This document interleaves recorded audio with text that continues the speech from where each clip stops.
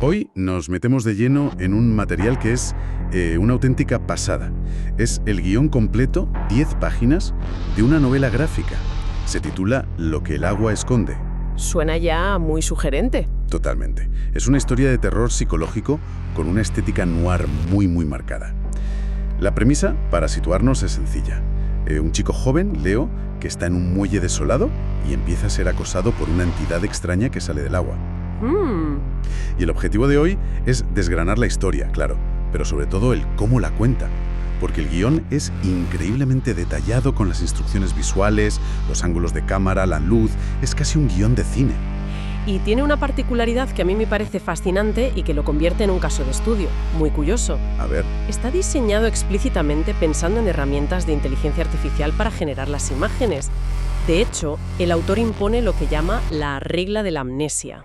la regla de la amnesia. Sí.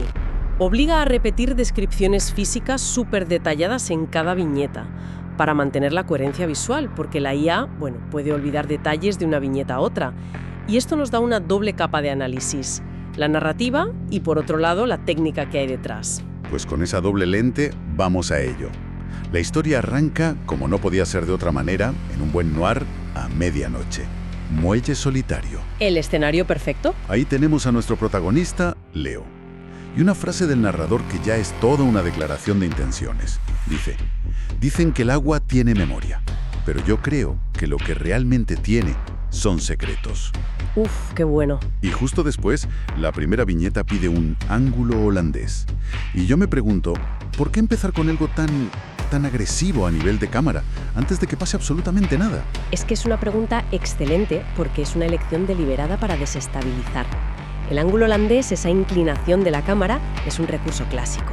Viene del cine expresionista, del cine negro, Claro. y sirve para transmitir un estado mental que ya está alterado. Lo interesante aquí es usarlo en un cómic que es un medio estático. En una peli el movimiento te marea, pero en una viñeta la imagen está quieta. Pero te desequilibra igual. Exacto. Tu cerebro sabe que el horizonte está mal, que algo no encaja, así que el guión ya nos está diciendo, ojo, no confíes en lo que ves, porque la percepción del protagonista ya está rota. Ya que Leo ya estaba torcido antes de que el agua empezara a moverse. Y es que esa inestabilidad visual pasa casi de inmediato a ser una amenaza auditiva. El guión no nos enseña nada, nos hace escucharlo.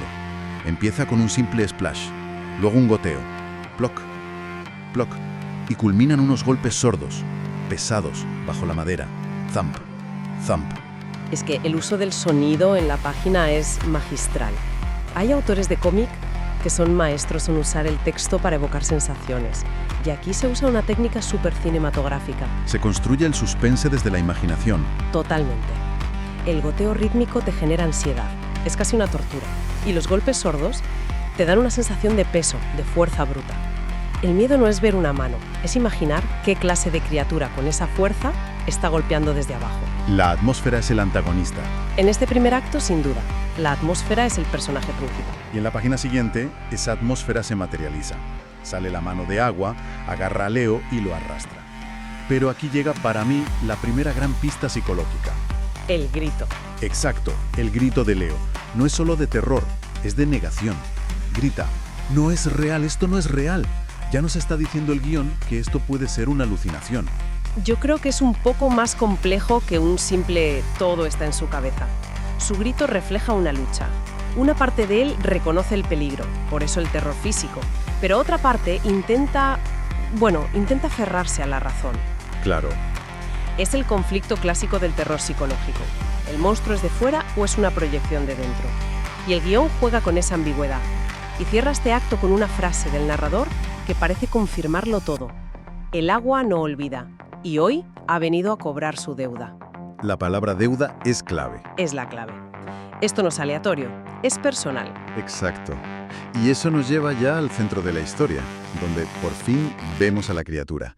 Y la descripción es muy específica. Sí, muy. Una figura humanoide de agua negra, viscosa, con un reflejo como de aceite, sin rostro, solo cuencas vacías. Y lo más inquietante, extremidades desproporcionadamente largas.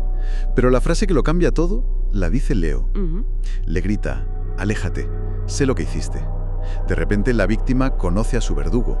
Y este diseño, una criatura líquida, sin rostro, que además refleja una imagen distorsionada de él, me recuerda mucho a cómo el terror más moderno utiliza sus monstruos. ¿En qué sentido? Pienso en pelis como It Follows. La amenaza es más un concepto implacable que una bestia. No puedes luchar contra ella de forma normal. Tienes que enfrentarte a la idea que representa. Es un espejo. Es un espejo líquido y contaminado. No es un monstruo que viene del lago, es un monstruo que es el lago, que es la memoria del agua.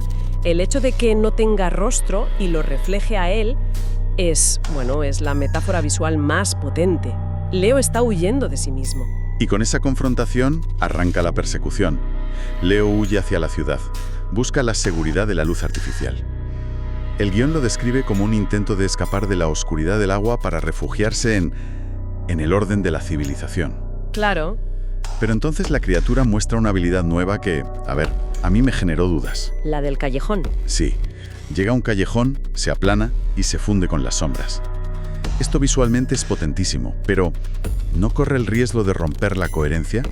¿Pasa de ser un monstruo de agua a una especie de demonio de sombras? Es una pregunta muy pertinente. Yo creo que la clave está en un adjetivo que el guión no repite mucho. El agua no es solo negra, es viscosa y aceitosa. Ah, es verdad. La amenaza no es el agua pura, es algo contaminado, una mancha. Y esa oscuridad conceptual es lo que le permite unirse a las sombras físicas. No es que cambie de naturaleza, es que expande su territorio. O sea que sí representa una culpa. Exacto. Si representa un secreto oscuro, es lógico que pueda esconderse donde no hay luz, sea en un lago o en un callejón. Le demuestra a Leo que no hay escapatoria. La ciudad es tan hostil como el muelle. Visto así, tiene todo el sentido del mundo. Y la persecución acaba cuando Leo, desesperado, choca con un peatón en una calle llena de gente. Mira atrás y la criatura no está. Solo el charco. Solo un charco aceitoso que se evapora. Y la reacción del peatón es demoledora. Le dice, tranquilo chico, no hay nada ahí atrás. ¡Qué momento! Es terrible para Leo. Es la confirmación de su aislamiento total. La amenaza es real para él, pero invisible para el resto. Nadie puede ayudarle. Es el clímax de su paranoia, desde luego. Hasta ese momento, él podía pensar que era algo físico, que otros podrían ver. Ahora se da cuenta de que está completamente solo. El terror se vuelve mucho más íntimo. Y creyéndose a salvo, se refugia en el arquetipo de la seguridad.